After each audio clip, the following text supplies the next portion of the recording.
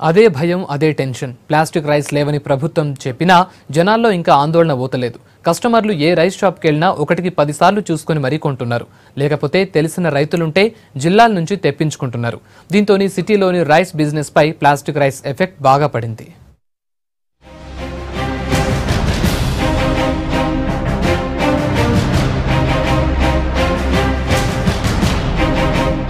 Plastic బియ్యం వచ్చినాయని ఈ నడుమ జనం పరేషాన్ అవుతున్నారు. దీని మీద ల్యాబ్ టెస్టులు చేసి ప్లాస్టిక్ రైస్ లేవని ప్రభుత్వం తేల్చినా కొందర్లో ఇంకా అనుమానం పోలేదు. దీంతో బియ్యం కొనేటప్పుడు జాగ్రత్త పడుతున్నారు జనం. ఈ మధ్య కాలంలో పాలిష్డ్ రైస్ కి గిరాకీ ఎక్కువైంది. ఏ షాప్ లో చూసినా వాటి సేల్స్ కు తిరుగుండదు. అంతేకాదు షాపుల్లోకి వెళ్తే ఎన్నో రకాల బియ్యం దొరుకుతున్నాయి. బడ్జెట్ కు తగ్గ రైస్ కొనొచ్చు. దీంతోని రైతుల దగ్గర, రైస్ మిల్లర్ల దగ్గర నేరుగా కొనటం బంద్ అయింది. కానీ ఈ ప్లాస్టిక్ రైస్ వార్తలతోని చాలా మంది మళ్లీ రైతుల దగ్గరే కొనేందుకు ఆసక్తి చూపిస్తున్నారు.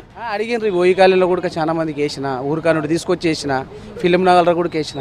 మా సొంతం బియ్యం మీరు తెచ్చుకుంటారు కదా, అక్కడ నుండి తెచ్చిన బియ్యం మాకు కూడా వేయండి ఇవ్వండి అంటే. ఎందుకంటే ఈ బియ్యం ఇట్లా ప్లాస్టిక్ బియ్యం అవి వస్తుంది కదా, డూప్లికేట్ బియ్యం.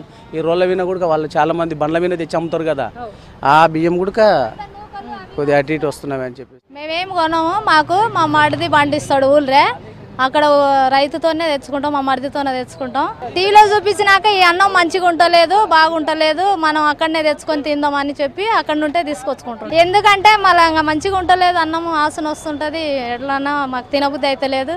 ఇంకా రైతుతోనే వండినట్టు అక్కడివే తెచ్చుకుంటున్నాం. ఇక్కడ అంతా డూబు చేస్తున్నారు, అంతా మంచిగా అనిపిస్తలేదు. మళ్ళీ ఎక్కువ రేటు, అన్నం అంతా అత్తుకుంటుంది, ఇంకా అంత అనిపిస్తలేదు మాకు. అక్కడనే తెచ్చు. ప్లాస్టిక్ బియ్యం అమ్ముతున్నారన్న ప్రచారం జరగడంతో బియ్యం అమ్మే షాపుల్లో వ్యాపారం కొంచెం తగ్గిందంటున్నారు. ఇదివరకు ఒక్కో పెద్ద షాపుల్లో 50 క్వింటాలు అమ్మేటోళ్లు ఇప్పుడు 30 నుంచి 35 క్వింటాలు అమ్ముడుపోతున్నట్లు చెప్తున్నారు.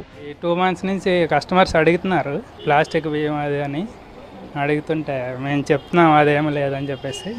రైస్ అయితే మా దగ్గర మంచిగా వస్తాయి, బ్రాండెడ్ రైస్ వస్తాయి. కొంచెం బిజినెస్ అయితే అడుగుతున్నారు వచ్చిన వాళ్ళందరూ, చెప్తున్నామండి. అది ప్లాస్టిక్ అయితే వండిన తర్వాత గట్టిపడిపోతుంది, తెలిసిపోతుంది ఆల్రెడీ, కరిగిపోతుందని చెప్తారు. ప్లాస్టిక్ బియ్యం అయితే ఏమీ రావండి, అదంతా పుకారు వచ్చింది. అయితే ఇందులో వస్తున్నారు పబ్లిక్ కొంతమంది, బియ్యం ప్లాస్టిక్ బియ్యం కలిసినాయంట కదా, నిజమేనా అని అడుగుతారు. మనం మాత్రం అట్లేమి ఉండదు, తెలిసిన కాడికైతే. మెల్లర్స్ని అడిగినాం మేము, అది పొరపాటు అన్నారు. మంచిగా పంపిస్తున్నారు వాళ్ళు, ప్లాస్టిక్ అయితే కలవలేదనే చెప్తున్నారు వాళ్ళు. మాకైతే చూసి ఇందులో ఏమైనా ఉండేయని ఇట్లా చూస్తారు వాళ్ళు అట్లా. కానీ నిజంగా అయితే ఏం లేవు. మాకు కూడా మిల్లర్స్ చెప్పిండ్రు, ఛాలెంజ్ చేసిండ్రు, లేవు. కొద్దిగా ఏం చేస్తారంటే ఇప్పుడు ఊర్లోకి వెళ్ళి తెచ్చుకునే ప్రయత్నం చేస్తుండ్రు వాళ్ళు ఎక్కువ. మాకు జర తగ్గింది. ప్లాస్టిక్ రైస్ ఏమో గానీ దాని ఎఫెక్ట్ బియ్యం వ్యాపారుల మీద కనబడుతోంది.